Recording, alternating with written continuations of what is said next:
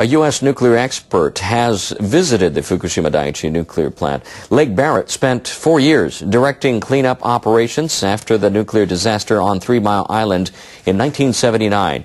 He says the problems at Fukushima Daiichi are far more complex. Barrett was invited by Tokyo Electric Power Company to tour the stricken plant. He inspected the storage tank from which about 300 tons of contaminated water leaked last month. He was also shown a construction site for barriers to prevent radioactive water from seeping into the sea. Barrett says TEPCO's risk management of radioactive water was lax and that it should have designed high barriers around the storage tanks to contain any leaks. Barrett also met TEPCO's President Naomi Hirose. He says the problems at Fukushima Daiichi are further complicated because of the involvement of groundwater. The challenge is huge. It makes 3 Mile Island look very simple. What you have is much more complex, much more challenging. On Friday, Barrett is expected to meet TEPCO officials at the company's headquarters to give advice on how to manage the radioactive water. We bring new friends to play. Show how much you care. I wrote this just for you. We make you smile, GE.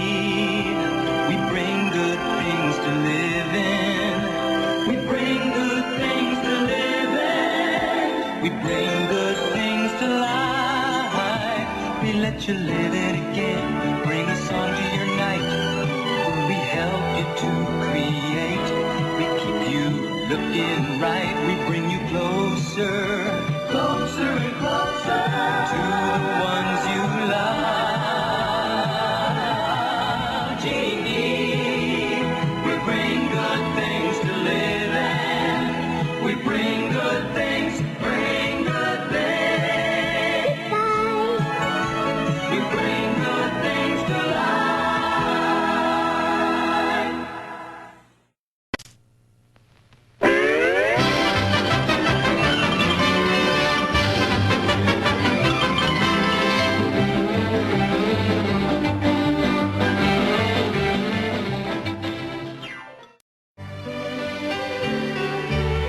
Build me an engine that can carry me home. Light my darkness, bake my bread. Show me the future, keep my family safe and warm. Play me a song, make me smile. GE, we bring good things to live in. We bring good things to life. Be there in the morning, show me all there is to see. Turn my happy moments into sweet memories. Bring me closer to the ones I love. GE, we bring good things to live in. We bring good things to life. The poor handling of the plant poses a serious threat to local residents. About 40% of people who lived around the evacuation zone are choosing not to return, even though they've been told it's now safe. People still cannot live in the areas in red on this map. It's mainly within 20 kilometers of the plant. About 84,000 people were forced to leave those areas after the disaster. Advisories were lifted by March last year in the 4 municipalities shown in yellow. But NHK has found that only 60% of the 60,000 residents have returned so far. Even though government officials keep saying our area is safe, there are no reliable criteria. That's why it's so difficult for my neighbors to decide whether they should return to their homes. Many evacuees say they're worried about radiation that could harm their health, and they point to the lack of necessary facilities such as hospitals and stores. They also need places to work. Local leaders say they will urge the central government to swiftly tackle the issue. North Korean leaders may be a step closer to making weapons-grade plutonium. Researchers say a recent satellite image suggests a nuclear reactor that had been shuttered is now operating. A team of researchers at Johns Hopkins University analyzed an image taken last month of the reactor at Nyombyon. It's north of the capital, Pyongyang. They saw white steam rising from a building near the reactor. They think the building houses steam turbines for generating power. The researchers say the color and amount of steam suggest the reactor is working. North Korean officials disabled the reactor 5 years ago. They blew it up as part of international talks on the country's nuclear program. But officials backtracked in April when they announced plans to restart the facility. A spokesman for the U.S. State Department said North Korea's nuclear program remains a matter of serious concern.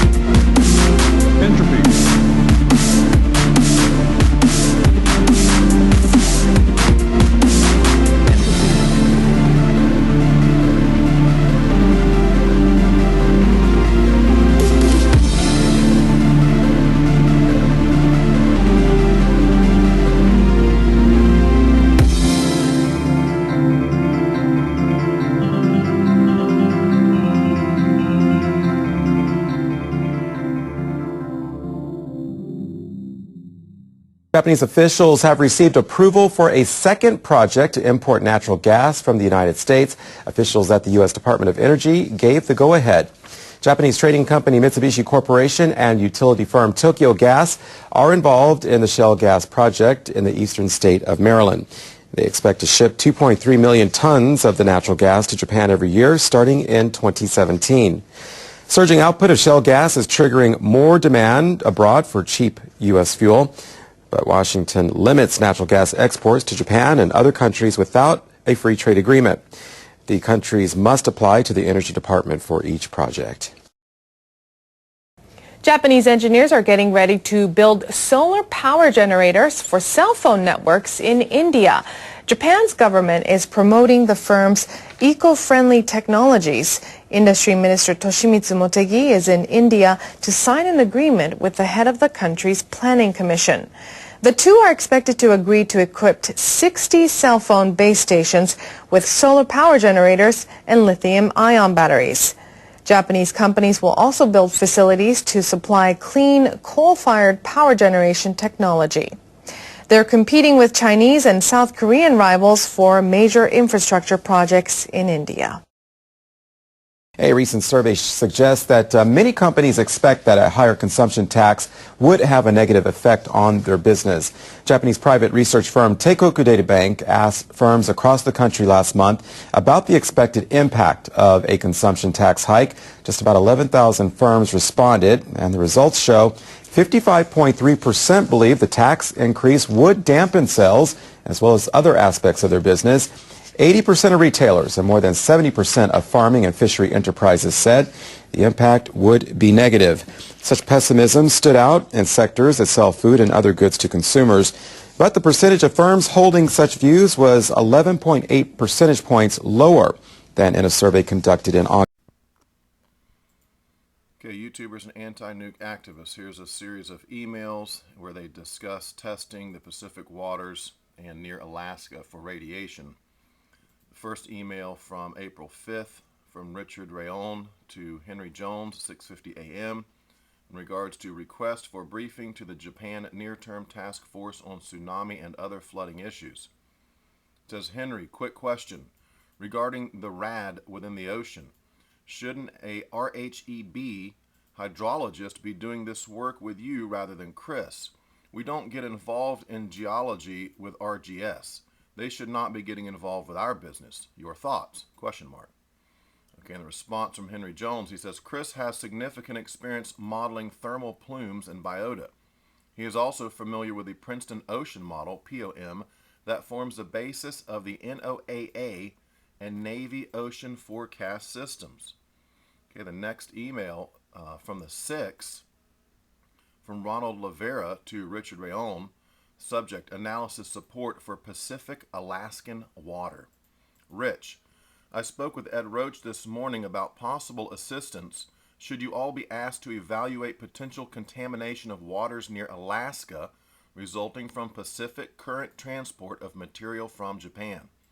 The best person in CHPB for providing this type of assistance is Jean-Claude Demel.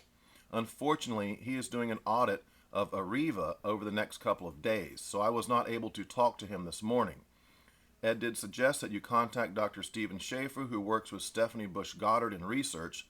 Prior to transferring to research, Dr. Schaefer worked in the effluence portion of CHPB, so I believe that he would be familiar with the type of support that you seek. You may want to contact Dr. Schaefer earlier rather than later to see if any baseline sampling needs to be done prior to the projected plume arrival. Since some of the sample target values are pretty low and may not be routinely performed, collection of baseline samples may aid in the evaluation of data scatter.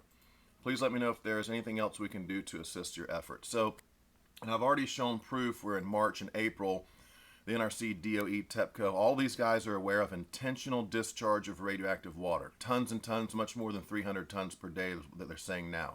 I've already disproven that with factual evidence from the FOIA documents in my video called Pacific Rim, how and why radiation got to the world's largest ocean. Okay, you need to watch that if you haven't seen that yet, because again, I draw from the FOIA documents and I prove that NRC and DOE and all these other guys have known all along that TEPCO is intentionally discharging radioactive water into the Pacific, leaking at times, pouring over the walls of the a pit at times, but at many other times they're intentionally discharging into the water. And this back and forth of emails, again, is evidence they are discussing sampling and testing for contamination of waters. We're near Alaska. Near Alaska. Let's go back and look at all the seals. Let's look at the polar bears. And folks, I say Alaska got hit pretty hard.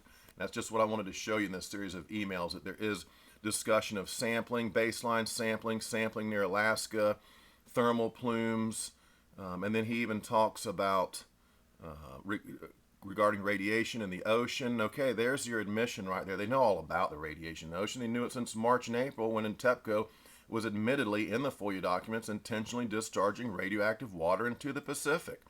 And then he even says something about the arrival of the plume, and they're expecting, you know, when it's going to reach a projected plume arrival. So they know all about it. They know all about it, and they knew all about it in March and April, and that's the point to the Pacific Rim video and a couple of these smaller videos I've been doing recently, just to bolster the case and concrete the evidence that they knew this all along, but just keep quiet about it, and mainstream doesn't talk about it, and alternative media is told to keep quiet about it. And if you're lucky and you find a couple people on YouTube maybe actually talking about these FOIA documents. Okay, folks, Patrick Penry, have a great day. I'm going disc golfing this morning, hoping to get a birdie. Tweet, tweet, tweet. Over now.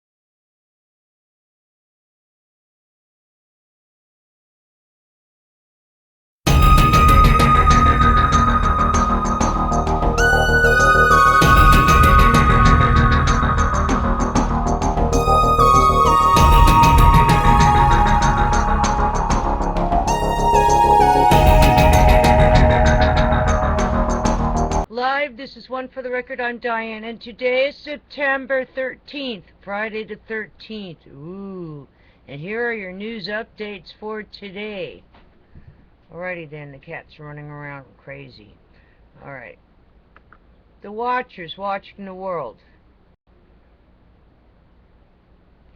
Satellite sees two vortexes circling a newborn tropical storm, Manyi Center. Also, state of emergency declared after Ubinas volcano erupts in Peru. Heads up. Third biggest near-Earth asteroid, Don Quixote, discovered to be a comet. Massive flooding hits northern Colorado, USA. 95-year-old rainfall record broken. So heads up. Please be safe out there. If you have kids, everybody put life jackets on. Don't want anybody falling into these creeks that are turning into massive rivers. Alrighty then. I also saw something very interesting. It said something about how the Hoover Dam is not safe. I saw that on a Wikipedia. I was looking up dams because of the dam break yesterday in Adams County. And somebody had posted, you guys might want to check it out, someone had posted that the Hoover Dam's safety can't be guaranteed or something. Just look that up. I don't know who posted that or why, but heads up on the Hoover Dam. Alrighty then, there's a lot of weird things about it. If you put the $50 bill together, it shows the Hoover Dam falling apart or something. So heads up on that. You can look that up too if you want to research that. Alrighty then, moving on. So heads up, if you have small kids, make sure your pets are indoors and safe and on high ground also. And make sure everybody has some kind of flotation device in case they have to move their pets out. And make sure you have life jackets with you. And if for any reason you're stuck going down or some kind of raging river or something, go feet first so that you can push off with your legs and that your feet hit it instead of your head. Always go feet first down rapids. Alrighty then. Moving on. Always have life jackets. Doesn't matter if you're anywhere near something that could flood, overflow, flash flood. Have your life jackets in the back seat of your car. Just push it down behind your seat. And if there's more than one person traveling with you, or you have kids, have the right amount in your car. All right. Alrighty then. Be safe. Might look stupid to some people, but I remember out in California when everyone was standing on top of their cars when the supposed reservoir dam broke or something, or flooded. The whole basin flooded and everybody standing on their cars back in the 80s. They would have felt safer if they could whip out their life jacket and put that on, wouldn't they? Alright, and then people can see you too. You won't get swallowed up by the water, most likely. Alright, so be safe, be prepared. Now, let's go to the Extinction Protocol 2012 and beyond. I can't believe this stuff.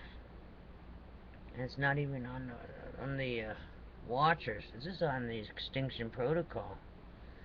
Newly discovered Lovejoy will add to comet lineup in winter skies. So Lovejoy, the one that turned into the big blue cross, is still around. I don't know if it's just circling us in a tight formation. I thought that was gone. But this says September 13th, 2013, and it says, newly discovered Lovejoy will add to comet lineup in winter skies. Then you also have that Don Quixote one. Also, Peru declares state of emergency. Saying the same things. Unprecedented rainfall pummels Colorado. Harvest in 63 years. Thousands evacuated. Also, Colorado flooding from torrential downpours leaves 3 people dead.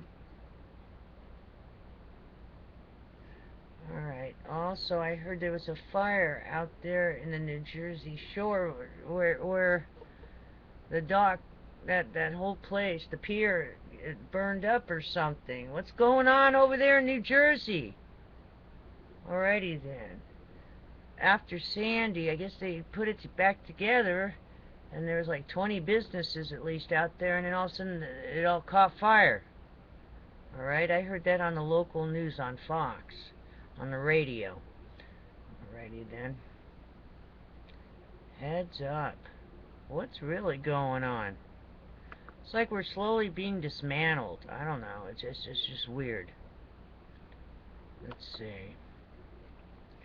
Breaking news. BreakingNews.com. Flare-ups could complicate search for the case of fire that destroyed New Jersey boardwalk businesses. See, I'm reading this to you live. It's very late at night, so I had to work.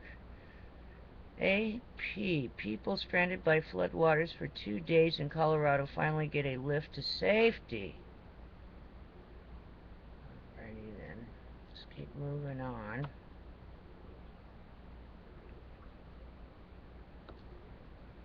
Small plane makes emergency landing on highway near Tri-Cities, Washington due to engine failure. No injuries reported. That was an hour ago. That's coming out of the KIROC Seattle. That's only an hour ago.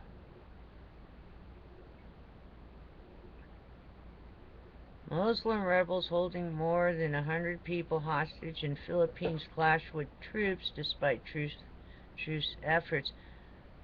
I'll say it. Isn't it an invasion? I mean, they're rebels, but are they invading? I think this is all invasions or something, isn't it? Or am I wrong? I don't know. I think that's called invasions. Whatever's going on in Syria or wherever, I think they're being invaded. All right. Mexico arrests third man linked to 2010 murder of U.S. Border Patrol agent. Reuters, an hour ago.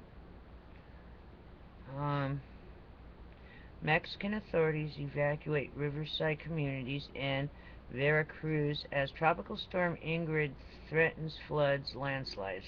SAP. 7 people reported injured after deck collapses in Boston, Massachusetts. Coming out of Adam Harding News 2 hours ago. That's like the 4th one. All these decks are like collapsing. Why is that? Social Security makes $1.3 billion in potentially improper disability payments, congressional investigators say. Coming out of AP. Wow.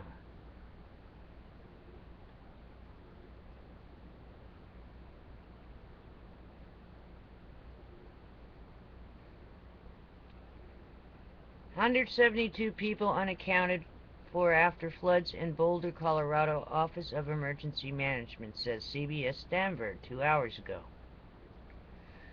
Tropical storm Ingrid remains stationary over Gulf of Mexico, expected to strengthen and move northward. That's coming out of NHC Atlantic 3 hours ago. All the pets are running around. They're going crazy. You can hear them in the background. Sounds like horses running. Tropical storm Umberto continues to weaken as it moves westward. Storm expected to become a remnant low on Saturday. Whew. Coming out of NHC.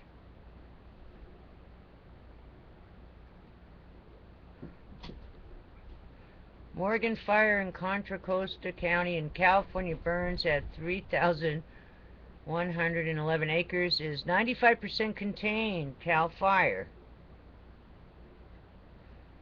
4 hours ago, National Guard evacuated more than 550 people from Lyons, Colorado following floods. Denver Post. They're all chasing each other. I can't push the camera down. Yes, Tippy. Yes, Max. Everybody's running. Oh, they're all running. They all went for walks and did all their things. Had snacks. Now they're running around like little kids. Alrighty then. Okay, the E&E News is going to be attached anyway to this, so you'll be able to see it. And yesterday's is on here also. Just wanted to get the news out fast for those who need to evacuate after the dam broke. Alrighty then. And I'll see you again tomorrow on the flip side. If you're by any flood area, please wear a life jacket. If you're walking around, looking at stuff, have that life jacket on in case the ground collapses or something. You get too close, you get sucked in. Alrighty then. Take care. There's Max. You can almost see Max. There he is. He's right there. Max! Max, what are you doing? You're a good boy. You running too? That little tail wagging. You can't really see his tail wagging, but he's wagging it. What, Max? What you saying, honey? There he is. Ooh. What you saying, Max? What you saying? Tippy's right here. What you saying, Tippy? You can hear her, but she's down here. Come on. There she is. Smile. There she is. Here's the pretty girl. Oh, and here's Max. Come on. No, everyone can't fit on Mommy's lap. Tippy's right here, too. Oh, we're all over Mommy. Say hello. You won't say hello now, huh?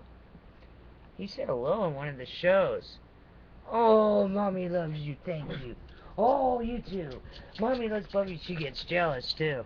They get jealous. Look at. Oh, there they go. Oh, they're running. Run.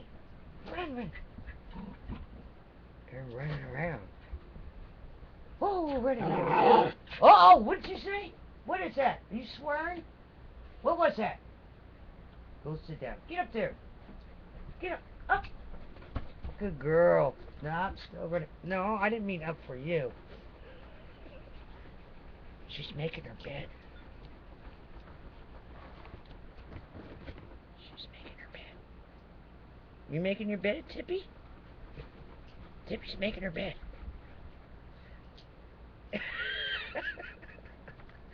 And the cat's running around too. Good girl. You can hear it. She's making her bed. Making your bed. Oh, there goes the cat. There he goes. Come here, boy. All right. Come here. Oh, yes, you're good. Come here, big boy. Where's my cat? Where's my cat? Where's the cat? He's waiting to run out, and you're all going to chase him. Where are you? Come on. Come here, boy. Oh, chasing mommy. Yeah, don't get jealous, Tippy or Max. Go get the kitty. Go get the kitty. Go get him. Go play. Why are you so wild? Everybody's wild now. Everybody's wild. And you're making your bed again?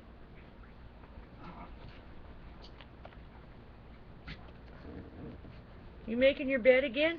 Look at him smile. See, Tippy smiles. Oh, gotta drink water now. Alright, there are the pets. Alright, that's enough of that. It's the middle of the night. You're getting exhausted. Yeah. Alright. I'll see you on the flip side. Be safe and be prepared to make sure your pets are all safe and prepared. I'll see you tomorrow. Stay tuned. I'm attaching all kinds of stuff. Lake Barrett spent 4 years directing cleanup operations after the nuclear disaster on 3 Mile Island in 1979. He says the problems at Fukushima Daiichi are far more complex. Barrett was invited by Tokyo Electric Power Company to tour the stricken plant. He inspected the storage tank from which about 300 tons of contaminated water leaked last month.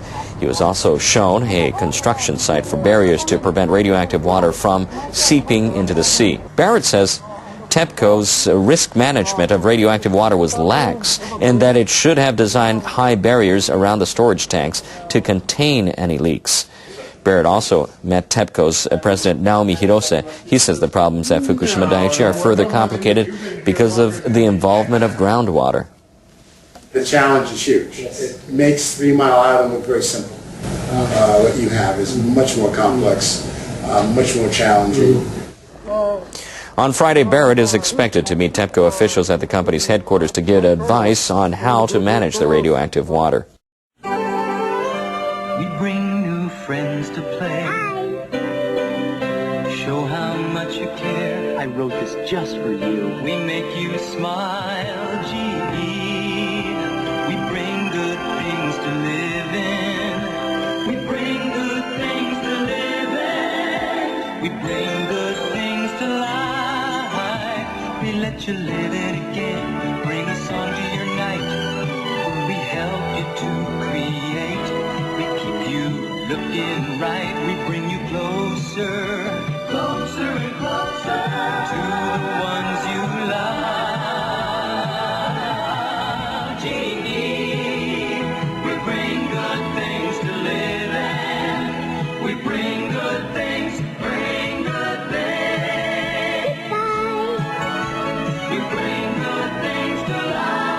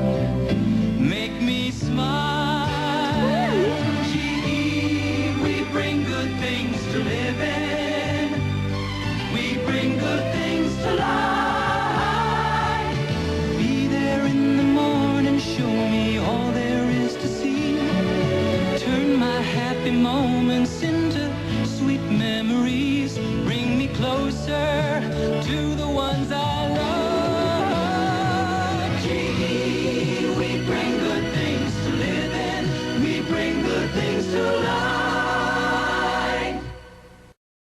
The poor handling of the plant poses a serious threat to local residents. About 40% of people who lived around the evacuation zone are choosing not to return, even though they've been told it's now safe. People still cannot live in the areas in red on this map. It's mainly within 20 kilometers of the plant. About 84,000 people were forced to leave those areas after the disaster. Advisories were lifted by March last year in the 4 municipalities shown in yellow. But NHK has found that only 60% of the 60,000 residents have returned so far. Even though government officials keep saying our area is safe, there are no reliable criteria. That's why it's so difficult for my neighbors to decide whether they should return to their homes. Many evacuees say they're worried about radiation that could harm their health, and they point to the lack of necessary facilities such as hospitals and stores. They also need places to work. Local leaders say they will urge the central government to swiftly tackle the issue. North Korean leaders may be a step closer to making weapons-grade plutonium. Researchers say a recent satellite image suggests a nuclear reactor that had been shuttered is now operating. A team of researchers at Johns Hopkins University analyzed an image taken last month of the reactor at Yeongbyon. It's north of the capital, Pyongyang. They saw white steam rising from a building near the reactor. They think the building houses steam turbines for generating power. The researchers say the color and amount of steam suggest the reactor is working. North Korean officials disabled the reactor 5 years ago. They blew it up as part of international talks on the country's nuclear program. But officials backtracked in April when they announced plans to restart the facility. A spokesman for the U.S. State Department said North Korea's nuclear program remains a matter of serious concern.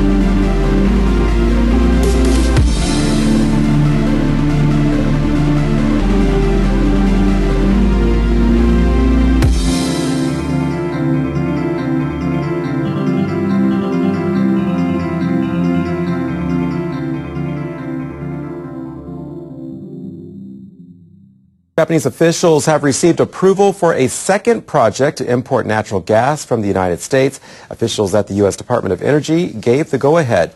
Japanese trading company Mitsubishi Corporation and utility firm Tokyo Gas are involved in the shale gas project in the eastern state of Maryland.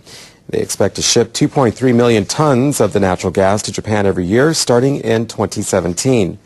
Surging output of shale gas is triggering more demand abroad for cheap U.S. fuel. But Washington limits natural gas exports to Japan and other countries without a free trade agreement. The countries must apply to the Energy Department for each project. Japanese engineers are getting ready to build solar power generators for cell phone networks in India. Japan's government is promoting the firm's eco-friendly technologies. Industry Minister Toshimitsu Motegi is in India to sign an agreement with the head of the country's planning commission. The two are expected to agree to equip 60 cell phone base stations with solar power generators and lithium-ion batteries. Japanese companies will also build facilities to supply clean coal-fired power generation technology. They're competing with Chinese and South Korean rivals for major infrastructure projects in India. A recent survey suggests that many companies expect that a higher consumption tax would have a negative effect on their business. Japanese private research firm Teikoku Data Bank asked firms across the country last month about the expected impact of a consumption tax hike. Just about 11,000 firms responded, and the results show 55.3% believe the tax increase would dampen sales as well as other aspects of their business. 80% of retailers and more than 70% of farming and fishery enterprises said the impact would be negative. Such pessimism stood out in sectors that sell food and other goods to consumers. But the percentage of firms holding such views was 11.8 percentage points lower than in a survey conducted in August last year. Your crippling fear of watching video news recaps should no longer be a problem. We're back. I want to hear an update first from Chris in Fukushima, because I think all these plans for war are parallel with the blow to the financial system, the blow to the ecological system. We're basically on the crux of an ISON comment that Napolitano is saying with this NERC simulation. You know that they're talking about trying to blame the sun for coronal mass ejection, but we have the very real possibility of a CME induced by a war weapon. Simply shooting a missile from a platform like a fishing ship or a barge a few hundred miles off the coast will create a blanket of electromagnetic pulse that'll wipe out half the United States from either coast, which could wipe out 90% of the country, and very easily and very immediately and very thoroughly. We have the collapse of the food supply. Fukushima, because of UV shock, is likely to wipe out the benthic layer of the ocean, so the world concentration of oxygen is going to start dropping. We are on the verge of ecological catastrophes. We head into an ice age, and experts like Dr. Habibullah Adamazatov from the Russian Space Agency, Dr. Easterbrook, Robert Felix, etc., have all stated heading into an ice age is worse than even, quote, what nuclear experts said back 20 years ago when they talked about a nuclear winter, which is unlikely because the new nuclear bombs are much cleaner, including the Russian ones. They create neutron fluxes which basically kill people and leave buildings. So most of the more advanced weapons, except the more primitive ones made in Pakistan and elsewhere, most of the weapons basically now are considerably more advanced than the ones dropped in Nagasaki and Hiroshima. And nuclear war is survivable. The problem is that how can you survive if the oxygen concentration drops to the level that you can only live if you live in a domed city? The real plan of the globalists is to get rid of most of the population on Earth. We are on the verge of next month the return of the Hajj, which 3 million people will be returning with one of the most deadly viruses in history, the SARS-2 coronavirus, which if it becomes highly infective and transfers easily between humans, which has not proven in the past, but has had cases, if we have the H7N9 or the new replicant version where there's gene transfer through recombination from H1N1 of 2009 to H3N2V, which is showing up early, we're going to see. They released it from a BioWar lab and they want a plausible deniability. The fact is we have the forward warning signs of one or more airborne plagues. The degradation of Fukushima Daiichi with literally 31 inches of subsidence, and they're planning to put a $500 million ice wall around the facility that will cause further subsidence and liquefaction of the ground. We have them planning on pulling out by next month some of the fuel rod assembly bundles that Ernie Gunders has said will cause a pyrophoric fire, a nuclear fire. And we have the danger that there's increased earthquakes, that none of these sites, including OA, which is on the way in the fault line system going to the Mount Fuji, which is literally half its magma chamber is refilled, ready to blow. We're dealing with a worldwide catastrophe. And by the way, when CMEs happen, like the one at ISON, or a series of CMEs that could occur for months, weeks or months after November 13th, 14th, one of the first of a number of comets, by the way, coming by this year and next, we could have major superquakes on the Earth or volcanism. We're on the front edge of a major worldwide catastrophe and extinction level events. And I don't think people are prepared for this. They're not prepared for a power outage. They're not prepared for an airborne plague. They're not prepared for a Mideast war where the Strait of Hormuz closes, even if it's just an insurance carrier. They're not prepared for anything. People don't even have 3 weeks of food and water in their house and self-protection.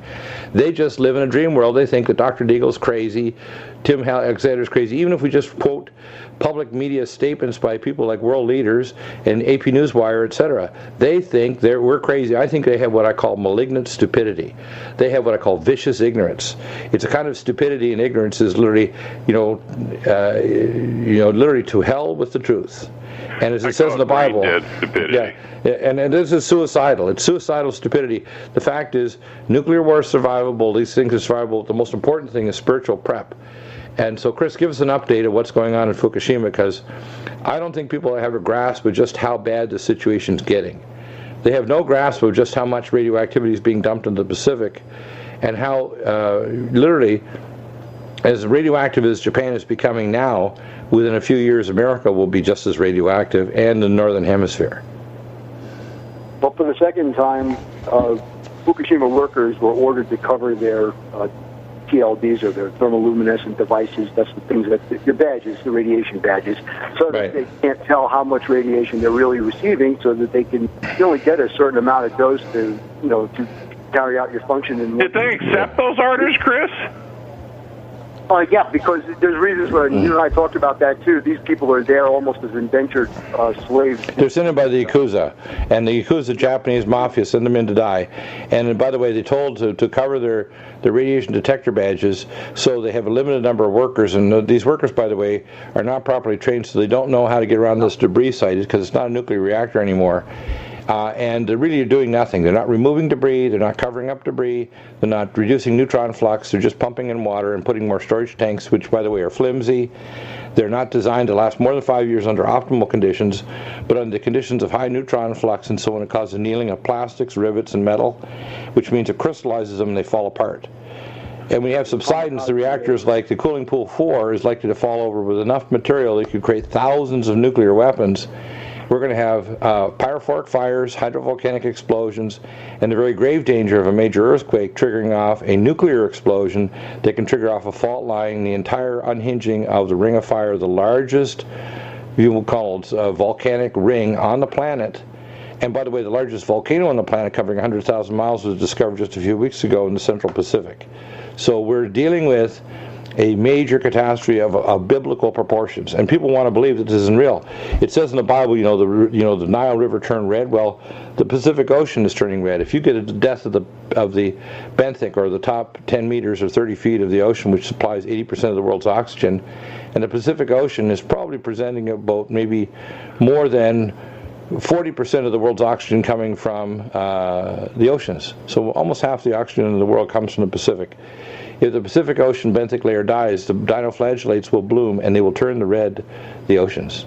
You'll see not only we will die. We'll not only see fish bulging with bulging eyes and bleeding gill slits. We'll see a massive surge before the oceans start to die more severely of jellyfish that don't need ocean oxygen. We'll see a massive die-off, for example, along the coast here, as these plumes of radiation are supposed to arrive in early 2014 in Washington State because of the Karachi Current moving southward in Washington State, Oregon, and California to Baja. As they move southward, and they've already been killing off the seal pups, the sea lion pups, they're getting lost. The mothers are dying. We already had the bluefin tuna were tested within 3 months of Fukushima, and 100% of them were showing lethal levels of radioisotopes in their bodies. So we got to understand here, this is not something we're predicting. This is something we are describing. Chris, you're the pro from Dover. Can this be stopped? It might have been able to be stopped a lot easier a long time ago if it were dealt with in a expeditious manner. At this point, there were too many mistakes being made, and my expert opinion is anything could be stopped if you pay for it with enough effort, time, and management. But you're not getting any of those right now. Well, let me give you my short answer to that too, which we've talked about before, but I'm going to do a resummary. It's going to cost $200 to $500 billion to stop this. It will require pumping all the water out and creating a seawall and a sarcophagus that's water-free, putting boronated microcrystals of hyperosmolar water. 10 times that. If you pay it or you die. Right, and what you have to do is you have to create a boronated crystalline sarcophagus that stops the neutrons, totally dehydrates it, and creates a sarcophagus under total surveillance forever. You literally don't try to move anything like fuel rod assemblies or try to do anything other than stopping nuclear reactions. You try to stabilize it with what's called earthquake dampening and use it like sound dampening. What you do is you detect the frequencies of the earthquakes and you create a sound dampening with subsonic frequency generators along the fault lines, which is what I proposed before based on telluric currents and satellite-based imaging of plasma discharges between the upper ionosphere and the ground, which occurs prior to an earthquake. And they know it could be done, whether it's California or elsewhere. If we don't do exactly what I say, we're going to have a global extinction level event. There's no way around it. We need intervention of the Most High God, and we need to have a lot of money put in to stop this right away.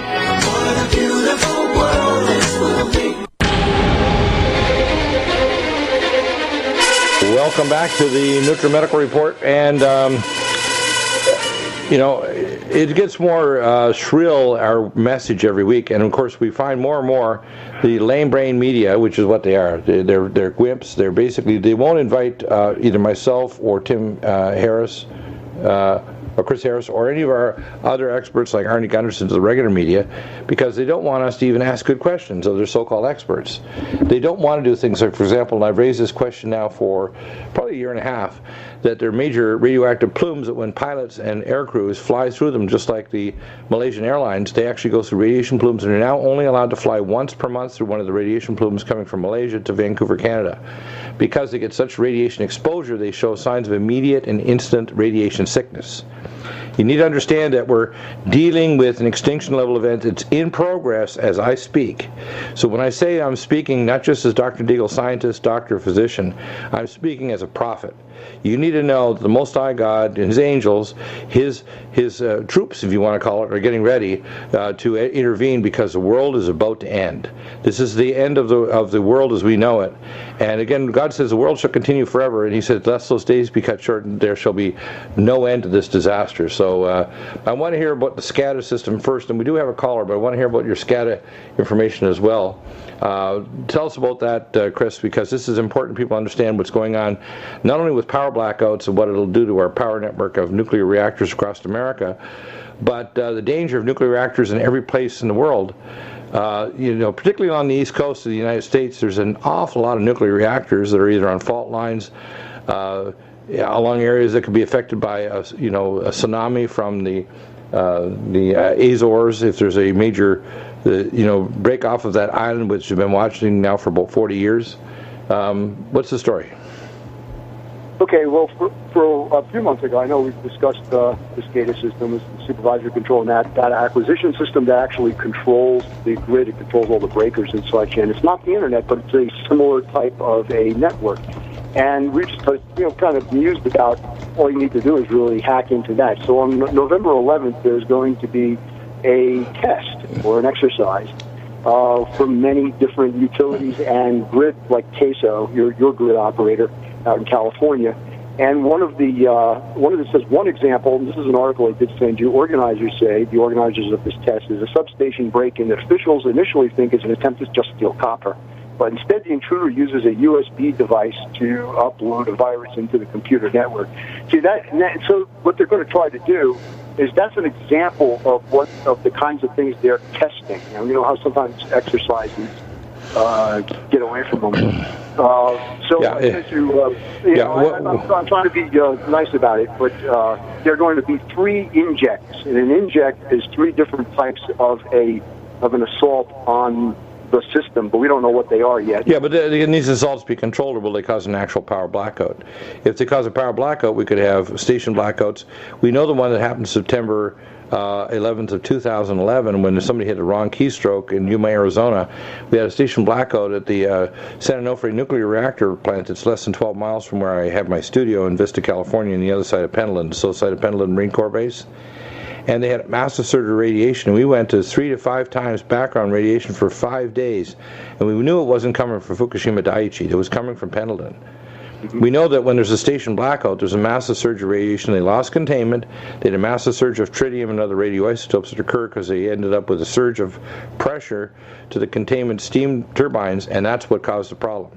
And that's why that plant now is offline, and those 2 giant generators that are $600 million apiece, newly installed within the last 2.5 years by Mitsubishi Heavy Industries, basically are junk.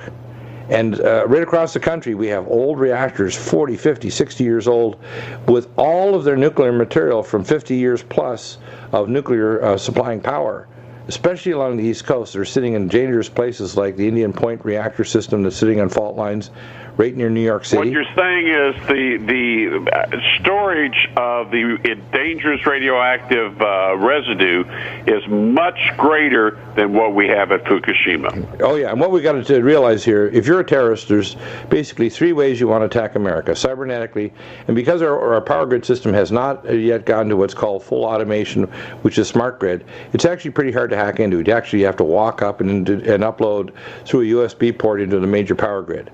You might be able to hack into parts like the Blue Army in China and Tianjin, or the cybernetic army in Iran that can actually hack into our system, but it's pretty hard to hack in. They've actually penetrated deep as they can go, which really can only shut off some major nodes.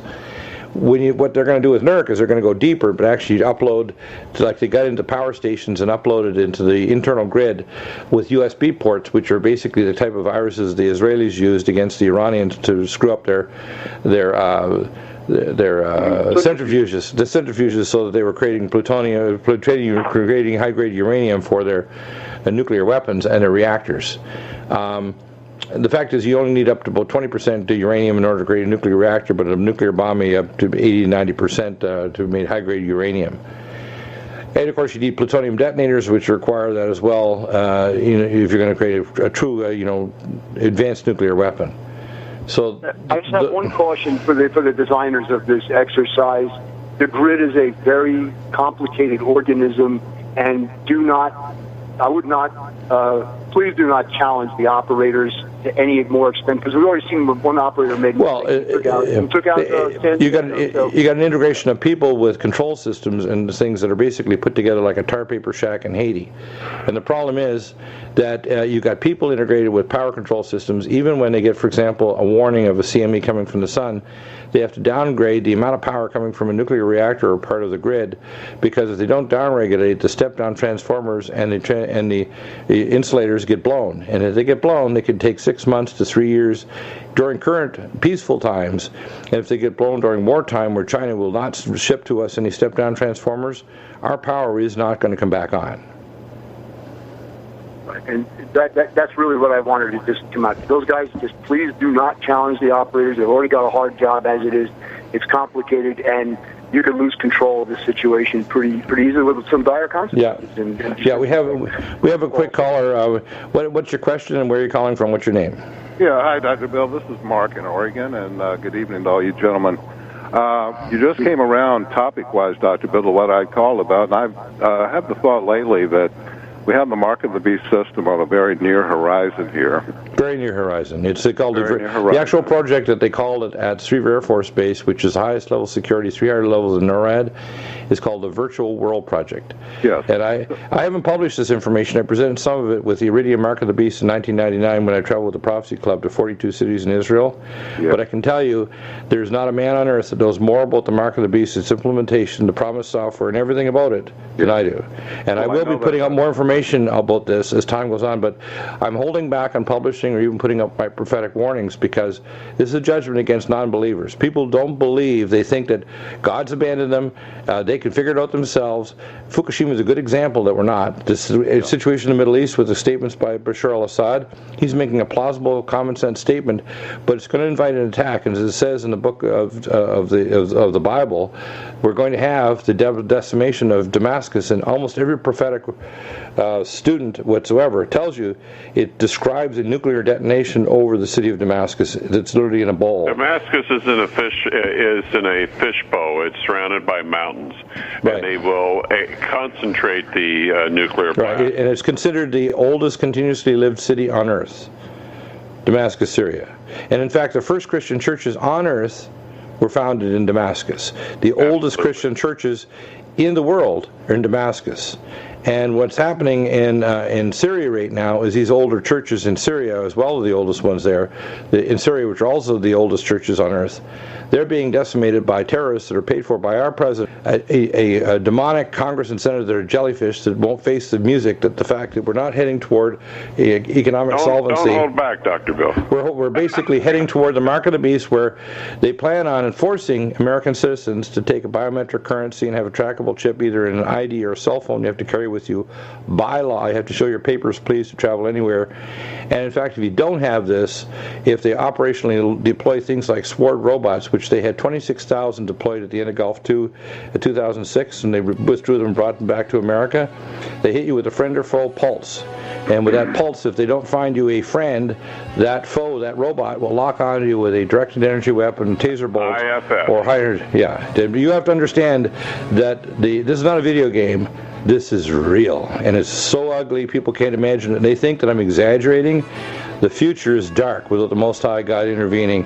You better get down on your faces, sackcloth and ashes, and pray, because let me tell you, what Obama's planning after the statement of Bashar al-Assad is they're not going to hold back on an attack which will probably destroy and kill most Israelis, most Muslims, completely destroy the Middle East and block off the oil, worldwide depression, nuclear followed everywhere, unbelievable disaster. That's where we're headed. Pray, pray, pray. If you don't believe in God, you better start.